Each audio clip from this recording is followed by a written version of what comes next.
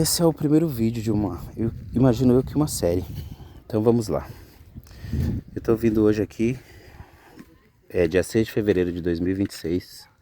É um dia depois do meu aniversário e 5 dias após a grande verdade surgir na minha mente e eu consegui me levantar. Vou começar a contar histórias para vocês desde aqui do começo, tá? Eu estava passando por um processo depressivo severo, eu não procurei nenhuma ajuda profissional. Eu fiz tudo que vocês poderiam imaginar para anestesiar o meu corpo desse processo depressivo, mas mesmo assim o que eu precisava do processo depressivo era a verdade. Então vamos dizer assim, a minha vida começa, eu começo a ter o meu primeiro relacionamento afetivo, eu tinha acho que uns 12 para 13 anos de idade. Já começo com um relacionamento abusivo, porque eu acho que essa pessoa tinha uns 22 anos de idade, tá? Eu sou homoafetivo e eu tô contando a minha história pra vocês a partir daqui. Então esse foi meu primeiro relacionamento. Eu tinha uns 12, 13 anos de idade. A pessoa em questão tinha acho que por volta de 20, 22 anos nessa época. Eu não vou lembrar bem a idade da pessoa, mas eu lembro bem da minha. E depois do relacionamento com essa primeira pessoa, eu conheci uma outra pessoa que veio a partir dessa, porque eu descobri uma traição dessa primeira pessoa para com essa terceira pessoa.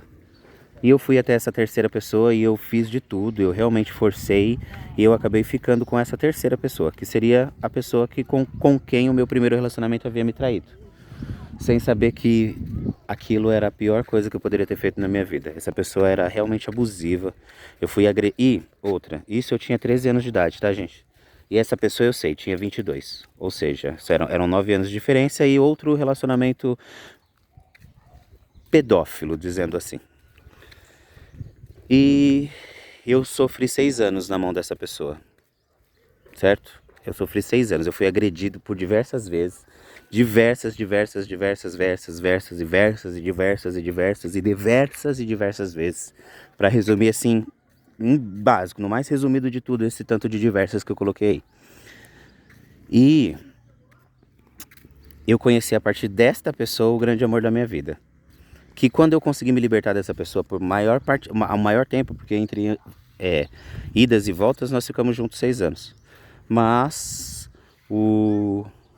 quando eu consegui me libertar dele pela primeira vez, 6 meses depois nós nos reencontramos e ele estava se relacionando com uma outra pessoa. E quando eu vi essa pessoa pela primeira vez, sabe com aquela coisa que você diz, esse é o grande amor da sua vida, que seu coração dispara, sua boca seca, você perde a palavra e diz, meu Deus, foi exatamente isso que aconteceu. Então eu me apaixonei loucamente por esse atual namorado do meu ex. Olha a complicação toda, certo? Eu realmente consegui me afastar totalmente desse meu ex, né? Depois que ele descobriu que nós, o ex e o atual, estávamos nos relacionando, porque aconteceu um relacionamento entre a gente durante o namoro deles. Fui pilantra? Não, tava buscando meu amor, né? Se eu amava, eu tinha que fazer por onde. Então, nós nos relacionamos. E eu me afastei totalmente desse meu segundo relacionamento e me dediquei integral a viver no mundo desse meu grande amor. Eu realmente me moldei, eu realmente me soltei e, tipo, eu não queria mais ser quem eu era, eu queria ser quem se encaixasse no mundo dele. E ele é uma pessoa realmente, ele é um homossexual padrão, algum padrão, né? A partir do padrão. Música pop internacional, cabelo e maquiagem, skincare, essa coisa. E eu não, eu sou um homossexual. Minha masculinidade não mudou em nada. Eu não gosto de música internacional porque eu não sei o que ela diz. E nós vamos continuar no próximo vídeo. Tá, eu dei uma pequena pausa que o meu cachorro ali estava se enroscando com a cachorra da moça. Então vamos lá. Voltando ao que estava acontecendo. Então eu me moldei para que eu me cabesse no mundo desta pessoa. E durante isso, a gente se relacionou, a gente separou, a gente se relacionou, separou várias vezes. E durante isso a gente encontrou uma pessoa, um amigo em comum. Esse amigo em comum, ele vinha do interior de São Paulo, tinha passado um perrengue lascado. E aí ele começou a me dar ideias de revolução. Tipo, eu não preciso participar do sistema. O sistema que é foda com todo mundo. A fome existe por causa do sistema. Se o sistema não pensasse dessa forma, se a gente fosse todo mundo, né, comunista, mas tipo de dividir tudo com todo mundo igualmente, para que todo mundo passasse igual, a vida seria maravilhosa, mas infelizmente o capitalismo e o poder vem a partir da acumulação. E isso plantou várias ideias sobre mim, certo? Então vamos aí. Muito se passou e nós éramos considerados um trio inseparável. Se a minha mãe, por exemplo, precisasse falar comigo e eu não atendesse meu celular, ela ligava no celular de um dos dois e com certeza eu falaria comigo, porque sabia que eu estava com eles, certo? Esse meu grande amor, assim, eu vi que, pô, se não é pelo relacionamento, eu vou ficar do lado dessa pessoa pela amizade. Eu amo tanto ela que eu aceito não ter uma relação conjugal, mas ser amigo. E nós viramos irmãos, irmãs, né? Como é dito no mundo homoafetivo. Então era as irmãs, era irmã pra cá, irmã pra lá, irmã pra cá, irmã pra lá, até que um dia que esse amigo em comum nosso se envolveu em um relacionamento e esse relacionamento era com uma pessoa realmente extremamente capitalista, que realmente defende o sistema como se eu tenho o trabalho, se eu me esforcei para estudar, se eu trabalhei e eu tenho o meu salário é usado para mim. Foda-se aquele que tá lá atrás. E se me cobrar muito imposto para ajudar na educação da base, aí sim vocês vão me ver reivindicar. Não tem essa igualdade, tá? Tipo, querer uma nação igualitária. E pelas minhas ideias revolucionárias, eu fui completamente deixado para trás para que a vida capitalista deles seguissem. Esses dois meus amigos, o meu grande amor da vida, esse meu melhor amigo e a partir daí o seu grupo, né, o seu novo grupo capitalista.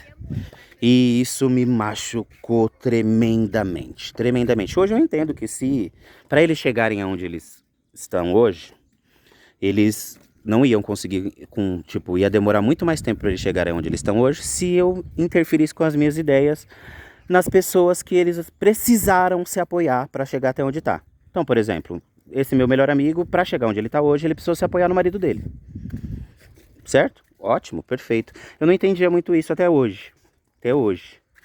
Mas eu entendo agora que sim, chegar até onde ele chegou, precisou que ele se apoiasse em outras pessoas. E isso tudo aconteceu pelo falecimento de uma pessoa que eu gosto muito, porque depois de 11 anos, esse suposto amor da minha vida perdeu a irmã, né? A irmã dele faleceu recentemente.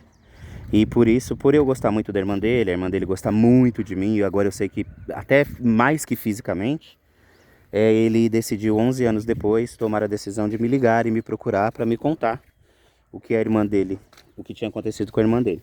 Eu fiquei muito chateado pelo que tinha acontecido, mas ali foi tipo a chave para poder abrir o cadeado que me escravizava numa depressão. Porque muitas coisas aconteceram e o meu processo depressivo nesses 11 anos não aconteceu. Eu fui vivendo com isso, mas eu fui deixando de confiar em outras pessoas. Eu não tenho mais nenhum amigo hoje. Amigo que eu tô contando, que eu contaria isso aqui tudo para vocês hoje. Um único amigo? Não, eu não tenho. Eu tenho pessoas a qual eu confio, mas eu não tenho pessoas para qual eu abriria um segredo. Fora minha mãe, que aí eu descobri que, porra, só existe essa pessoa no seu sangue, consanguíneo a você, que é seu amigo a este ponto, é sua mãe. E eu entendi isso. E aí, o processo depressivo começa a partir de quando eu confiei em algumas pessoas, eu abri a porta da minha casa para essas pessoas usaram e abusaram da minha boa vontade, comeram, beberam, e bem, viu, bem, porque eu sou uma pessoa realmente que eu não tenho esse negócio não. Quem tá comigo vai comer tudo que eu tenho, eu não vou guardar para amanhã. Se amanhã a gente tiver pouco, a gente vai comer o pouco que a gente tem. Mas eu não vou esconder, não vou guardar, não vou fazer pouquinho para dar para todo mundo. Não, vamos fazer tudo e todo mundo se infarta. Amanhã a gente dá um jeito, todo mundo junto. Eu sou assim, a gente se junta e faz tudo de novo. E a parte de quando eu conheci realmente essas pessoas e começaram a frequentar a minha vida, né, adentrar a minha vida, elas viveram isso comigo. Todas as vezes que elas estiveram comigo, eu fui honesto e eu fiz o meu melhor e elas aproveitaram de mim o meu melhor. Eis então que elas conseguiram, a partir de vir até mim e do seu esforço religioso e do meu esforço religioso e do nosso esforço religioso em comum, a construir um universo próprio, certo? Elas construíram um universo próprio. E se a pessoa que eu estou dizendo tiver alguma coisa, lembrar que eu ainda tenho um coqueirinho na porta da minha casa, que vocês mesmos disseram que eu precisaria cuidar desse coqueirinho eternamente, porque foi a partir dele que a sua vida começou a andar. Eu não sei se vocês lembram disso, mas eu lembro, porque quem bate esquece. Quem apanha não esquece nunca. E aí, quando esse mundo, esse universo pôde começar a crescer, eu fui convidado para estar dentro dele.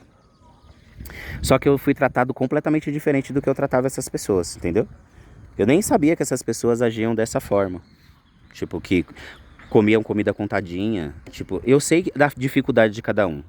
Eu sei que essas pessoas já disseram pra mim, por exemplo, que precisaram comer ração de cachorro quando criança porque não tinha nada pra comer em casa. E eu não tô mentindo, as pessoas que são envolvidas sobre isso sabem que eu não tô mentindo. Só que, já que você tá conquistando tudo, deixa essa fase pra lá, entendeu? Vamos deixar essa fase pra lá? Vamos ir daqui pra frente e conquistar e lutar por tudo? Não, essa fase ficou marcada e ficou como um trauma para essas pessoas, ao ponto de você chegar na casa delas e elas terem o suficiente para distribuir tudo para todo mundo, mas ter tanto medo de passar fome que guardava, entendeu? E eu vou dizer assim, por exemplo, compro 30 pão para 18 pessoas comerem. Ó, passa pouca manteiga, viu? Passa pouca manteiga, porque senão vai acabar a manteiga e a gente não vai ter amanhã. Foram frases que eu ouvi falando pelas minhas costas, porque eu comprei os 30 pão. E se dissessem pra mim, precisa de manteiga também, eu ia comprar. Porque é assim que eu ajo. Então isso começou a me desgostar e eu comecei a pedir internamente que essas pessoas se afastassem de mim, né, de alguma forma. Era muito difícil porque a relação dessas pessoas não era já mais só comigo, já tinham afilhados dentro da minha casa, já tinham um relacionamento conjugal com meu filho, as escondidas mais tinham. Então era muito difícil. E eu pedi realmente pra minha espiritualidade dizer, ó, não, eu não tô aguentando não, isso aí não é, eu não tô achando legal. Mas como eu confio em vocês, eu vou deixar para que vocês achem um jeito disso acontecer. Essas pessoas seguirem o caminho delas por um lado e eu seguir por causa de outro. Na inauguração desse novo templo espiritual que se abria, a partir dessa pessoa, eu fui convidado, eu ajudei a iniciar esse templo. Então esse templo, ele não pode nunca dizer que a minha ancestralidade não está dentro dele, pois a minha mão é que segurava a faca que sacrificou o primeiro animal. E isso ninguém pode tirar de mim, mesmo que vocês não reconheçam, não há ninguém que possa tirar de mim. E nesse mesmo dia, tipo, várias coisas aconteceram erradas. Erradas porque eu digo, você está deixando de fazer a sua religiosidade de uma forma, está entrando na religiosidade das pessoas que fazem de uma outra forma, mas quer incluir a sua forma antiga dentro da forma certa. Por exemplo, eu vou usar o exemplo certo para que isso não fique dúvida. Uma entidade, um orixá, que é uma energia da natureza, tá? Não é humano, ele não nos incorpora, ele não tira a gente daqui, a nossa consciência é dividida com ele num momento de incorporação. Então o orixá incorporado, ele começa a dançar como ele dançava antigamente. Há cargos dentro do candomblé, que é a religião que eu professo, que eles são os humanos que vão dizer, não, senhora entidade, me respeite, mas aqui não vai se dançar dessa forma, se dança dessa forma. Você não está fazendo você não está indo contra o orixá, você está mostrando a forma humana daquela energia se comportar dentro daquela nação. E isso não aconteceu, e eu cobrei para que isso acontecesse, para que fosse feita da forma certa, e o que eu ouvi foi, eu faço a vontade do orixá, eu não faço a vontade dos humanos. Ali para mim começou a dizer, ali dentro da minha mente começou, meu pai, que essa seja a última vez que eu vejo essas pessoas. Que daqui para frente o processo, que elas saiam da minha vida, sejam agora. Esse processo vai iniciar agora, eu tenho certeza. E eu vim embora para minha casa, da casa dessas pessoas, no dia 5 de fevereiro de 2024. Então fazem 2 anos e 2 dias que esse processo começou. Só que eu não entendia que eu precisava tanto daquelas pessoas, até emocionalmente, que quando o que eu pedi aconteceu, porque o que uma entidade fez foi pegar essas pessoas, chegar até eles e falar, você sabe de uma coisa? O quê? Você não sabe que depois que acabou a festa na sua casa, a minha matéria sentou no portão da sua casa com um monte de gente que até hoje estão no ciclo de convivência delas para falar mal do que vocês tinham feito. Você sabia disso? A minha matéria é uma cobra, vocês colocaram uma cobra dentro da casa de vocês. Pronto, ali foi plantada a chave para libertar meu cadeado. E foi isso mesmo, não demorou um mês para que essas pessoas viessem até a minha casa e falaram, eu vim tirar tudo que é meu daqui. E eu disse, não, mas peraí, não é assim que acontece. Volte daqui uma semana que eu vou preparar, porque todo mundo sabe que é uma preparação. Quem segue o candomblé de verdade arrisca sabe que é uma preparação. Então eu vou preparar tudo que vocês precisam para levar. E aí vocês vêm buscar uma semana depois. Fui até meus oráculos, consultei as minhas entidades. E a resposta foi, não foi isso que você pediu? Então tá feito. E a partir daqui suas decisões vão fazer com que você construa um outro caminho. E legal. Só que isso me derrubou, sabe? Você ter confiado tanto em pessoas, fazer tanto pelas pessoas. Imagina que uma pessoa que tava, tipo, dividia a cartela de ovo, que dividia uma cartela de ovo. Ó, tive um relacionamento entre esse amor da minha vida e essas pessoas que foi morar por um ano com essas pessoas, antes disso tudo acontecer. E essa pessoa mesmo dizia que lá não existia luxo, lá existia reserva. Você não vai comprar uma pizza porque a gente, com o dinheiro de uma pizza, a gente compra 3 castelos de ovo e come uma semana. Na situação, beleza.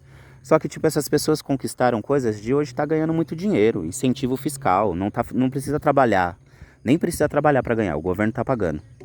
Entendeu? O governo está pagando tudo que elas têm hoje se precisar. Elas não precisam, nenhuma deles precisam trabalhar hoje, tenho certeza.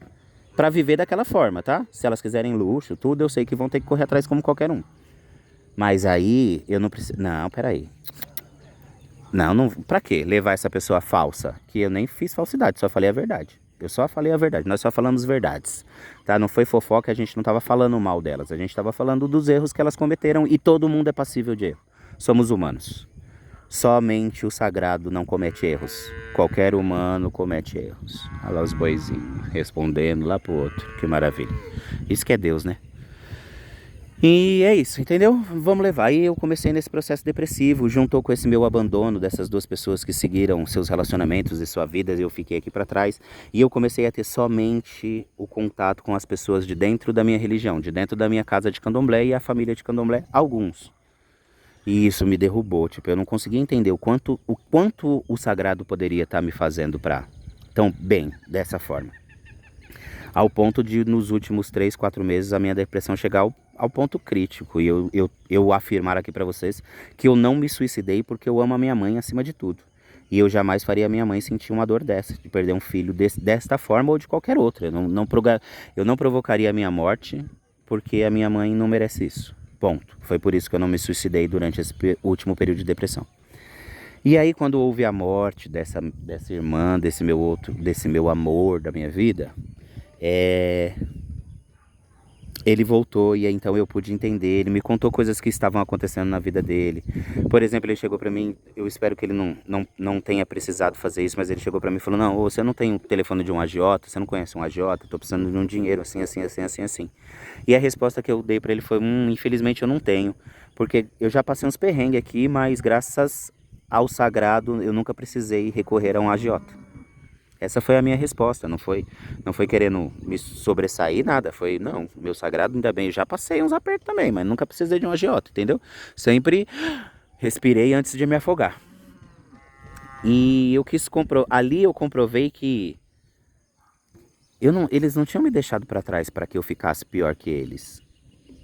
Eles me deixavam para trás porque o limite que eles têm a ser alcançado é baixo. O tanto que eles têm que trabalhar e se esforçar para fazer com que o limite deles seja alcançado é muito grande, o esforço é muito maior. Eu posso comprovar que eu tenho muito mais que essas pessoas hoje. Não, tipo, essas pessoas utilizam o sistema integral, vamos dizer. Eu trabalho pelo que eu estudo, trabalho e recebo a partir do que eu me esforço e acho que isso é justo. Entendeu? Não entendendo que é justo só lá pro alto do sistema, lá pra ponte da pirâmide, lá pra ponta da pirâmide. A base sempre se lasca. A base onde eles se encontram hoje, pelo menos esse amigo que voltou até mim, a base te limita. Você tem uma inteligência potencial para derrubar o sistema, mas eu vou te limitar a isso aqui, ó. E aí eu entendi que nada que a espiritualidade coloca na sua vida é pro seu mal. Entendeu? Agora eu não tenho mais a dor de cabeça de ficar me preocupando em como vai ser a integração social das pessoas que frequentam a minha casa de matriz africana, ou seja, eu não vou me preocupar se o Ogan e a Eked estão tendo um relacionamento afetivo fora do candomblé, se essa Eked é traída por uma outra filha de santo, e que essa filha de santo tem um filho desse Ogan e depois começa a ser traída por outra filha de santo. E infelizmente esse Ogan é meu filho carnal e eu não posso colocar ele para fora. Eu entendi que a espiritualidade ela só demonstra para mim a verdade. E eu, quando descubro da forma certa de olhar para ela, eu tenho um poder incrível. Então hoje é aqui, ó, não é nem 9 horas da manhã. E ontem eu tava fissurado, drogado, chorando, conversando e incomodando um monte de pessoas. E hoje eu tô aqui sem nenhuma mínima vontade de me entorpecer com absolutamente nada. A vida não precisa de nada que te entorpeça para que você saiba viver ela. Você só precisa acreditar no sagrado e pedir a ele discernimento, inteligência e ainda mais você conseguir associar a qual caminho seguir, qual a escolha tomar para que o seu caminho continue sendo próspero. Porque se você tomar uma escolha errada, o seu caminho vai pro buraco e não é o sagrado que está fazendo isso. Foi sua escolha errada. Foi você que escolheu a não cumprir o que o sagrado está dizendo para você cumprir. Porque dentro do candomblé é exatamente assim. Não tem esse Deus que manda. Tem um Deus que orienta. Eu acho que se você andar por esse caminho aqui, você vai cair no fundo do poço. Mas eu só acho.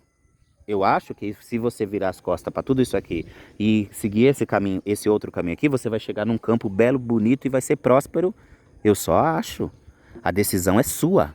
Isso se chama livre-arbítrio. Isso é um dom divino. Nenhuma religião que diz que a outra é ruim ou é má ou é qualquer coisa está cumprindo o livre-arbítrio que Deus te deu, que Deus te presenteou. Porque o livre-arbítrio é um dom que o sagrado, o divino, deu a todo ser humano de escolher de que forma viver. Então, hoje, eu não sei, é aquela coisa, hoje começa o meu processo. Eu sei que pelo jeito vai ser muito fácil agora que eu descobri essa minha verdade. E todo mundo vai ouvir as minhas verdades. Você tá assim, pai de santo, mas tá acontecendo isso na minha vida. Tá acontecendo isso na sua vida porque você tá agindo assim, assim, assim, assim, assim, assim. Não é porque ninguém fez macumba pra você, as pessoas estão te desejando umas energias. Isso aí pode influenciar? Pode, mas pode influenciar em você, não no seu caminho. Pode influenciar em decisões que você vai tomar errada. Não que aquela pessoa é responsável pelas suas desventuras. A responsável é você. Se você cuidar do que é seu e unicamente do que é seu e deixar a sua cabeça o que nós temos como mutuê, dentro do candomblé de Angola, ou Ori, dentro do candomblé de Queto e demais nações. Se você cuidar do seu Ori, o seu sagrado vai ser responsável por te indicar os melhores caminhos. Mas o responsável por caminhar a partir deles é você mesmo, sempre é. Tá ok? Então, bom dia a todos. Que o ano de 2026 realmente venha para mudar nossas vidas e pelo que eu entendi, ele realmente veio para mudar a minha. E que sejamos felizes e que o sagrado e divino nos oriente nas melhores decisões. Bom dia!